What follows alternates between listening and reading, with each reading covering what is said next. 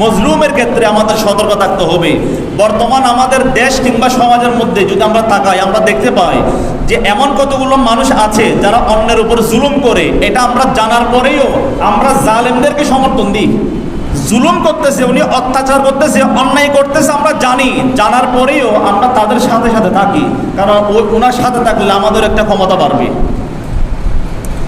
এই ধরনের অনেকে মনে করে, যারা মনে করে তাদের ব্যাপারে আমার নবী স্পষ্ট ভাষায় ঘোষণা দিয়েছেন, মান মাশা মা যালিমিন লিয়ুকাফিয়াহু, যে ব্যক্তি কোনো একজন জালেমের সাথে চলে এবং জালেমকে সহযোগিতা করে, ওয়া হুয়া ইয়ালামু আন্নাহু জালিমুন, ওই ব্যক্তি যদি জানে যার সাথে চলতেছেন উনি একজন জালেম মানুষ, একজন অত্যাচারী মানুষ, জানার পরেও যদি সে জালেমের সাথে কোনো ব্যক্তি সঙ্গ দেয়, ওনার ক্ষেত্রে বলতেছেন ফাকাদ খারাজা মিনাল ইসলাম, সে ব্যক্তি যত ইবাদত করুক না কেন সে ব্যক্তি ইসলাম থেকে বের হয়ে যাবে।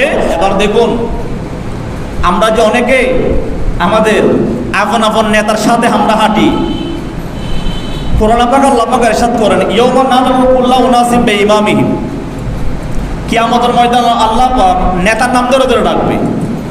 তুমি কোন নেতার পিছনে হেঁটেছিলে, তুমি কোন নেতার অধীনস্থ ছিলে, তুমি কোন নেতার কর্মচারী ছিলে। তোমার নেতা যদি নেককার হয় নেতাও জান্নাতি, কর্মচারীও জান্নাতি। নেতা যদি বদকার হয় নেতাও জাহান্নামী, কর্মচারীও জাহান্নামী। রাজাও জাহান্নামী, প্রজাও জাহান্নামী। কারণ নেতার নাম ধরে ধরে ডাকা হবে। যার কোনো নেতা নাই ওনাকে বলবে তোমার নেতা হচ্ছে শয়তান। এই জন্য নেতা নির্বাচন করতে সাবধানতার সাথে করবেন। যেখানে আমার নবী স্পষ্ট ভাষায় বলে দিয়েছেন, একজন ব্যক্তিকে জালেম জানার পরেও, একজন ব্যক্তি গুনাহ করতেছেন এটা জানার পরেও, একজন ব্যক্তি অত্যাচার করতেছে জানার পরেও যদি আমি ওনার সাথে থাকি, জুলুম আমি করি নাই, শুধু সাথে ছিলাম, ওনার সাথে আমি জীবনযাপন করি, চলাফেরা করি, মাঝে মধ্যে দেখলে সেলফি একটা তুলে রাখি, কেউ বেশম করলে দেখায় আমার সাথে কার সম্পর্ক আছে একটু দেখো, ছবি দেখো। যারা এই ধরনের করে আমার নবী বলতেছেন তারা করতে পারবে দুনিয়াতে, কিন্তু খারাজা মিনাল ইসলাম, তারা ইসলাম থেকে খারিজ হয়ে যাবে, তার মানে তারা বেঈমান হয়ে যাবে। বড় করে বলুন নাউযুবিল্লাহ। আল্লাহ পাক এগুলো আমাদেরকে বোঝার তৌফিক দান করুক। কিতাবুল কাবাইরের মধ্যে আল্লামা শামসুদ্দিন যাহাবী রাহমাতুল্লাহ এই হাদিসটি ওনার কিতাবের মধ্যে এনেছেন। আমার নবী ইরশাদ করেন, 5 প্রকার লোকের উপর আল্লাহ পাক অসন্তুষ্ট। তাদের মধ্যে 1 নম্বর হচ্ছেন এমন রাষ্ট্রনায়ক যে তার প্রজাদের থেকে নির্দিষ্ট হকগুলো আদায় করে, কিন্তু সেই রাষ্ট্রনায়ক প্রজাদের সাথে ভালো ব্যবহার করে না, প্রজাদের হকগুলো আদায় করে না। যেই রাষ্ট্রপ্রধান, যে নেতা অন্যের কাছ থেকে নিজের দায়িত্বগুলো, নিজের হকগুলো আদায় করে নেয়, কিন্তু অন্যের হকের ক্ষেত্রে অত্যাচার করে, অবিচার করে, ওই ধরনের রাষ্ট্রনায়কের উপর আমার আল্লাহ অসন্তুষ্ট। বুখারীর হাদিসের মধ্যে আসছে 7 শ্রেণীর মানুষ কিয়ামতের ময়দানে আরশের ছায়ার নিচে স্থান পাবে। তার মধ্যে 1 নম্বর ইমামুন আদিল, ন্যায়পরায়ণ শাসক। যিনি ন্যায়পরায়ণ শাসক, ফারুক আজমের মতো, যখন তিনি খেলাফতের দায়িত্ব পালন করছেন তখন তিনি রাত্রিবেলা এলাকার মধ্যে ঘোরাফেরা করতেন, কে কোন সমস্যার মধ্যে আছে এগুলো দেখতেন, যার সমস্যা দেখতেন তাকে তার সমস্যার সমাধান করে দিতেন। এমন রাষ্ট্রনায়ক কোথায় আছে? এখন তো বিশাল এরিয়া, সামান্য আমাদের ওয়ার্ডের প্রতিনিধি যারা আছে, বিভিন্ন ওয়ার্ডের প্রতিনিধি, এটা তো সামান্য একটি এলাকা। এই ওয়ার্ডের প্রতিনিধিকে যদি জিজ্ঞেস করেন আপনি আপনার এলাকা সম্পূর্ণ ঘুরে ঘুরে কয়বার দেখেছেন, বলবেন জীবনে একবারও দেখিনি। তাহলে উনি ওনার হকটা আদায় করে নাই, এই জন্য ওনাকে জবাবদিহি করতে হবে। এই জন্য যারা নেতা হওয়ার জন্য লাফায় তাদেরকে একটু চিন্তা করতে হবে, আমি নেতা হলে আমার উপর দায়িত্ব বেড়ে যাবে। আমি যদি ওনার অনুসারী থাকি তাহলে আমার দায়িত্ব কম, আমি শুধু নিজেকে নিয়ে চিন্তা করব, অন্যের চিন্তা করতে হবে না।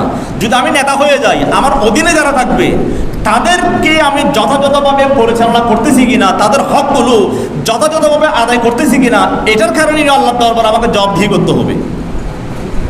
সেজন্য নেতা হওয়ার চেয়ে প্রজা হওয়া অনেক ভালো।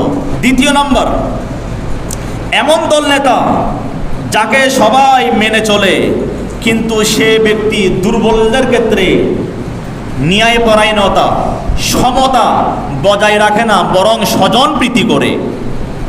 ওই ধরনের দল নেতাকেও আমার আল্লাহ শাস্তি দিবেন, তাদের উপর আমার আল্লাহ অসন্তুষ্ট। 3 নম্বর, ওই ব্যক্তি যে তার পরিবার এর সদস্য যারা রয়েছেন এবং তার সন্তানদেরকে আল্লাহ এবং আল্লাহর রসুলের আনুগত্য শিক্ষা দেয় না।